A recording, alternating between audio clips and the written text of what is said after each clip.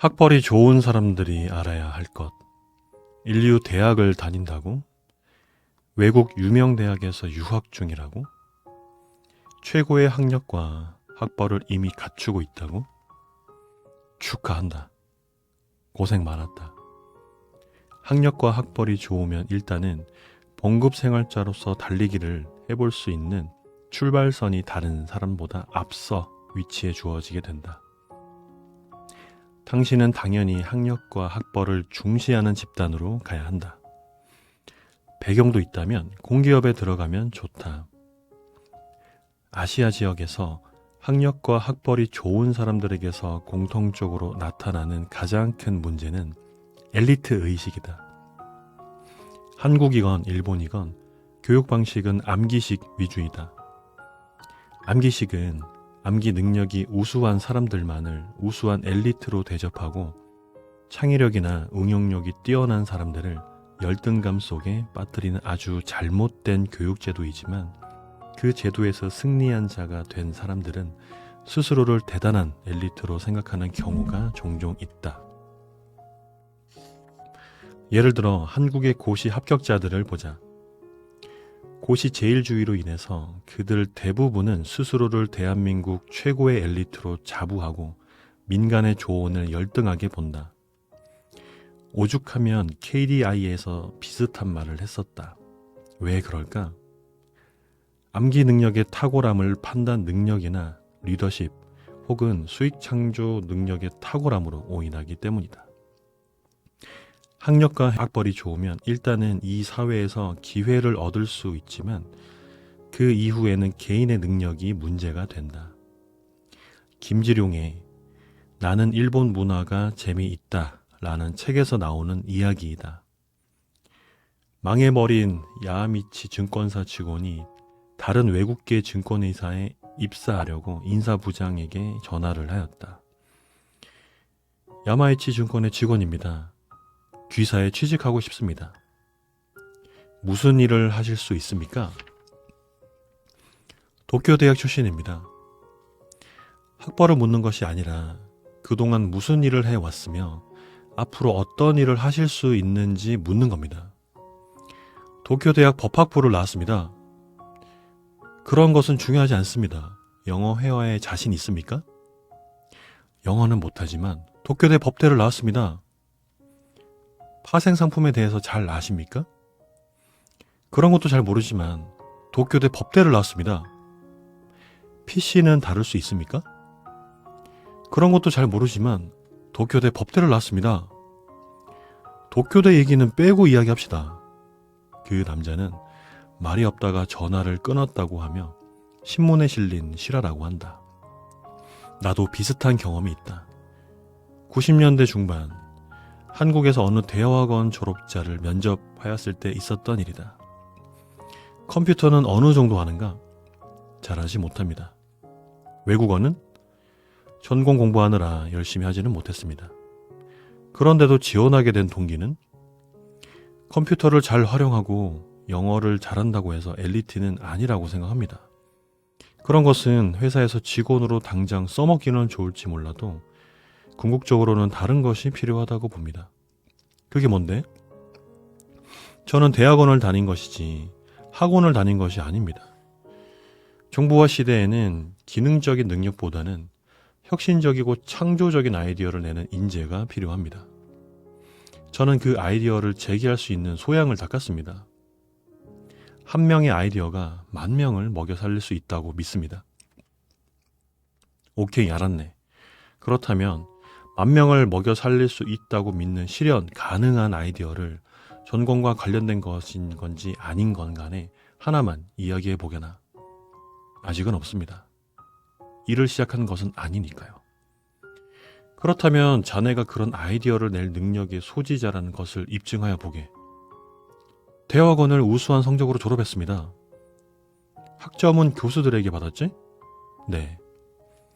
자네 교수들이 10,000명을 먹여 살려는 아이디어를 낸 적이 있다면 말해야 보게. 없는 것 같습니다. 그렇다면 내게 그 학점이 무슨 의미가 있단 말이지? 저는 정말 자신 있습니다.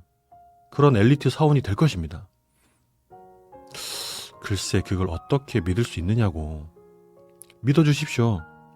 저는 인류대학원을 졸업하였지 않습니까? 이런 닭대가리. 좌우지간 학력과 학벌이 좋은 사람들은 일부는 독창적 아이디어를 사업화시켜 부자가 될 수도 있지만 홀로 활동하는 전문직이 아닌 99%는 이른바 좋은 직장을 원하기 때문에 대기업 같은 조직의 일원이 된다. 능력별 연봉제를 실시하기도 하지만 대부분 비슷한 학력과 학벌을 소유하고 있으며 그 비슷한 사람들의 집단 속에서 당신은 절대 유별난 존재가 아니기에 월급의 차이가 큰 것도 아니다. 특히 조직 내 1차적 기회는 학력과 학벌 게임에서 최고의 졸업장을 갖고 있는 자들이 거의 독식하거나 오너의 친족들이 가져가게 될 가능성이 높다. 위로 올라갈수록 자리는 한정되어 있고 경쟁은 치열하지만 능력이 있어도 배제당할 수 있음을 반드시 기억하라. 대조직일수록 내부에서 은연중 파워게임이 벌어지고 있기 때문에 상층부로 올라갈수록 능력만으로 모든 것이 술술 풀려나가지 않으며 아부도 좀 하고 줄도 잘 서야 할 필요가 있을 수 있다는 말이다. 결국 조직 내에서 계속 올라가지 못할 것 같다면 탈출하여 길거리로 나와야 하는데 체면이나 안정에 대한 욕구가 커서 여간에서는 그렇게 하지 않는다. 특히 제 아무리 유명한 경영대학원 출신이라고 할지라도 경영관리 기술을 이론적으로 배웠을 뿐이지 돈 냄새를 맡는 후각을 훈련받은 것은 아니기 때문에 일단 중간 관리자급 정도가 되어야 개인별 능력의 차이가 혁혁히 드러나게 된다. 실제로 나는 미국 유명 MBA 소지자들도 미국인이건 아니건 연봉을 더 주어야 한다고 판단되는 사람도 보았지만 처음 입사 당시의 연봉을 반으로 깎아도 여전히 돈이 아까운 사람들도 보았었다. 대조직제 내 일이 분화되어 있기 때문에 집단 속에 숨기 쉽고 스스로 많이 배웠다고 생각하기에 능력 배양을 등한시하는 경향도 많다. 가장 한심한 경우는 대조직에서 얼마의 예산 혹은 매출을 주물렀다는 것을 자신의 개인 능력으로 생각하는 경우이다. 조직이 일을 하는 것이지 개인이 일을 하는 것이 아닌데도 말이다. 전문 직업인들을 제외하고 학력과 학벌이 좋은 사람들이 부자로 살고 싶다면 어떻게 하여야 할까? 연봉을 누가 더 받나? 게임에서는 학력과 학벌이 좋을수록 처음에는 일단은 유리하지만 불행하게도 홀로 독립하여 누가 먼저 부자 되나 게임에서는 그것들이 정말 별 의미를 주지 못한다. 부자가 되려면 미국인들이 길거리 지식이라고 부르는 총체적 통찰력이 있어야 한다. 이것을 대조직에서 배우기는 대단히 어렵다. 언제나 일 전체보다는 일부분만 배우게 되고 맡은 분야 이외에는 관심을 잘 두지 않기 때문이다. 부자가 되려면 실물 경제 속에서 돈 냄새를 잘 맡아야 하는데 학교 공부만 하였기에 실제 상황은 잘 모르는 경우가 많다. 컴퓨터를 이용하면 언제라도 확인할 수 있는 지식들을 얼마나 자기 머릿속에 이전시켰는지는 더 이상 중요하지 않다. 창의력이나 응용력이 얼마나 개발되어 있고 부가가치 창출의 능력이 어느 정도나 있는지가 결정 요인이다.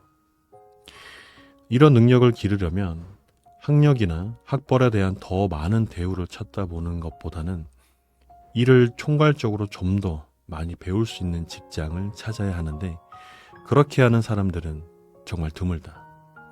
그러다 보니 결국은 평생을 직장으로 살게 되는 빈도가 높고 소비 성향도 높다. 내 주변에 있는 수많은 학벌 좋은 사람들이 내게 하여 온 말이 있다. 직장 때려치우고 빨리 사업을 해야 할 텐데 그 말을 나는 1년, 2년 들었던 것이 아니라 수십 년을 똑같은 사람들에게 계속 들어왔다. 2005년에 발표된 다큐멘터리에서는 미국에서 4년제 대학교를 개판으로 다니면서도 그럭저럭 학점을 취득하는 학생들의 모습을 보여주면서 이게 대학 교육이냐? 라는 논문을 펼쳐나간다. 나도 한국의 대학 교육에 대해 대체적으로 그렇게 생각한다.